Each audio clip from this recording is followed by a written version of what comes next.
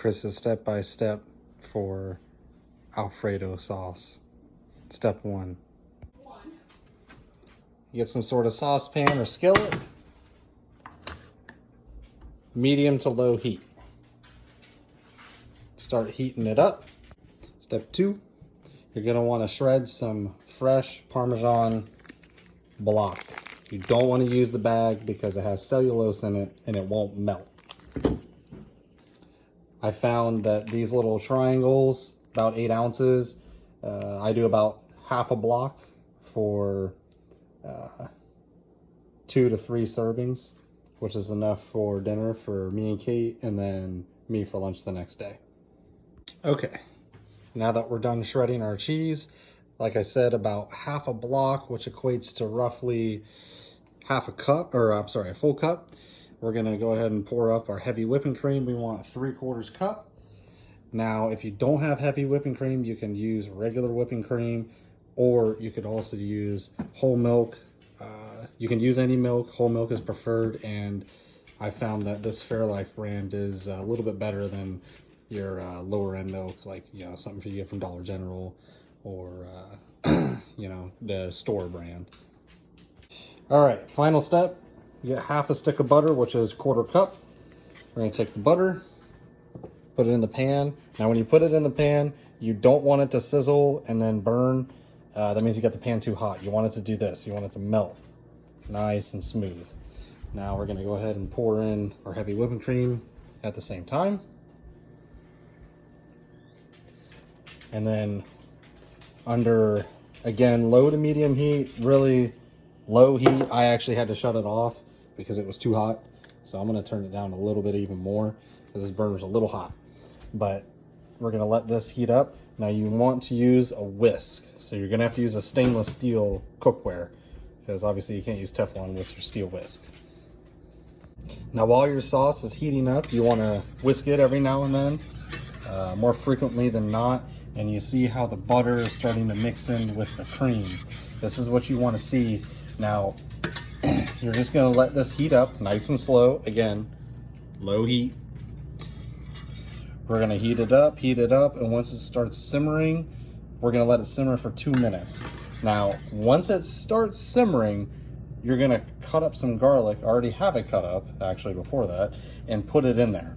That way the garlic cooks for about 2 minutes from the start of the simmering, and then you're gonna go ahead and throw in all of your cheese, whisk it very good, and then you turn the heat off and you're done, which I'll show you here whenever we get there.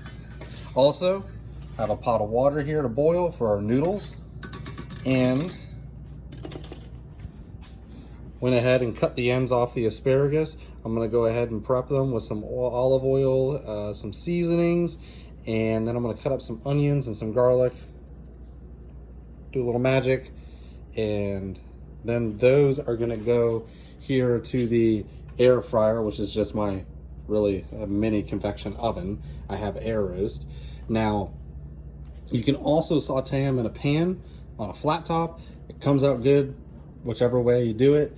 I'm just doing it in the oven this time for just simplicity's sake, since it's raining outside. Okay, so now we're to this point. So we're gonna go ahead and set a timer. 2 minutes. We're going to definitely keep stirring. Stirring is the key to this process and not overheating it. Ended up turning the heat up to 4. So again, not a lot of heat. Now when you're to this point, you're gonna get yourself some pepper. Ooh, spilled a little bit. We're gonna stir our pepper in.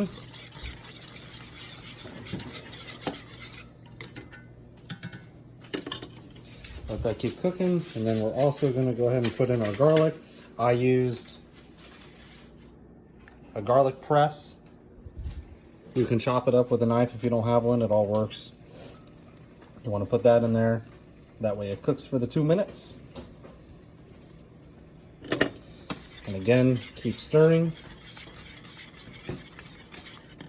Now, if you use unsalted butter, you put salt in it. If you use salted butter, it really makes it pretty salty, so you don't need to add any. You can also add some other spices if you'd like. Usually paprika pairs very well as well. Okay, 2 minutes is up. I also added some paprika to this as well. We're gonna go ahead and add our cheese. Now, I leave the heat on, and as soon as I put the cheese in, I turn the heat off. You don't want to heat it with the cheese in there for very long because you'll end up burning to the bottom of the pan, but I do it just so that way it'll get melted. So you see our cheese is already melting pretty well.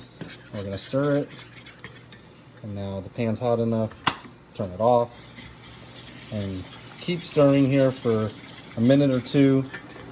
Make sure everything is evenly melted, everything's all mixed together, and then you just let it sit and thicken for a little bit. Missed a little bit of cheese here. There we go. Okay. So now we're going to make sure that's nice and stirred. So that's good. Water's boiling for the noodles. I just stuck the asparagus in here. Have some Himalayan pink salt, black pepper, and garlic. This is a good all-around seasoning. That way you just add one seasoning and you're done. Also chopped up some big cloves of garlic and stuck it in there. And I got some onion, which I just realized I forgot, so I'm gonna throw that in there right now. All right, one last thing I'm making. I'm gonna go ahead and make some garlic toast. Now the key to making good garlic toast is you wanna heat up butter, and you can put in some garlic powder as well. Whenever you go to make the toast, which I'll show you here in a minute, you're gonna actually put it in the toaster, but instead of just plopping butter on it and letting it melt in the toaster, you're gonna melt the butter and then lather it on the bread, then toast it. So since everything else is taking a little bit to cook, I went ahead and turned this on to as low as I can go. That way it'll keep it warm, but you can see the sauce is very thick. It's looking very good. It's gonna be very good to eat tonight. This is, I think, one of the better sauces I've made. Now, the butter over here, the reason I'm using this instead of my microwave is because my microwave is broke. Haven't used a microwave for probably about 6 months or so, and honestly, been doing just fine without it. If I need to heat up some butter, just put it in a pan and melt the butter. Very simple. Okay, last step. Our asparagus is done. We went ahead and pulled it out. Now, we have our bread of choice, which is some fresh mountain bread from Publix. You can also go to Walmart. They have a $1 loaf of Italian bread. Very good and cheap. So we got our butter, and I've just put some of this Himalayan pink salt, black pepper, and garlic. This stuff is pretty darn good. We're gonna use our lather that you usually use for the barbecue grill. Give it a little stir. Make sure it's on our brush. And then just brush it on. You want to make sure it's nice and even, of course. And what this is doing, instead of just plopping butter on it and letting the butter melt, is we're soaking it into the bread before we toast it. And what that's going to do is it's going to make sure our bread is nice and soft, because if you just plop butter on different spots, it's going to melt. That spot's maybe soft, it may not, it's a 50-50, but then the rest of the bread's hard. So this way you get nice soft garlic bread. So I'm going to go ahead and finish lathering this up, and then I'll show you the finished product. Okay, so we got our bread nice and lathered up. We go ahead and shut it. Turn this on. We're going to go to toast. Now you want to do it very lightly. Excuse the mess. Because you don't want to burn this toast, especially it's very thin. So we're going to do darkness 1, 2 slice, and that's going to come out to 3 minutes 30 seconds. That's what you want to do. You don't want to overdo it, because then you'll have burnt toast. But we're at 40 seconds. I'm going to go ahead and stop it because I just checked the bread and we got a nice little crunch all around the edge. Center's nice and soft. This is very good bread. Now what you can do, I'm gonna try it. We're gonna broil on low for 30 seconds. And what this is gonna do is the broil only heats the top side of your oven. So this is going to really cook the butter. And this will just finish it to where the bottom side isn't gonna burn, but the top side's gonna be a little bit more done. But that's what we want because the butter's on that side. So now our 30 seconds is almost up.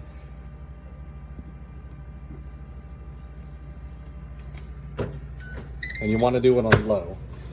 So let's go ahead and check it. Yeah, see that? Nice and cooked in. Very good. We're gonna let this sit in here. Sauce is probably could be a little warmer, but that's okay, it's still warm. Now the only thing I'm missing is I did not cook chicken today, and that is because I had leftover chicken. I just heated it up in this pot. I put some water in it to try to steam it. I'm hoping it works. I'll see how it ends up. Noodles are done, strained in the pot, ready to make our plates. We're gonna go ahead and put it on the plate. I got most of the sauce here to one side of the saucepan. We're gonna get a nice scoop and lay it nice and straight. Could do a little bit better at presentating it, but it's all going in the same place. Now we're gonna go ahead and give Caitlin a nice scoop. One more.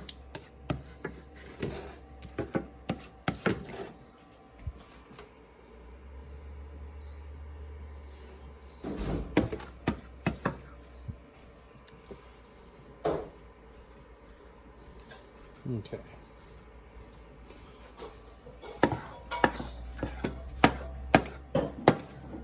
Now here is our finished product. Very good. And there's the dog wishing he had some.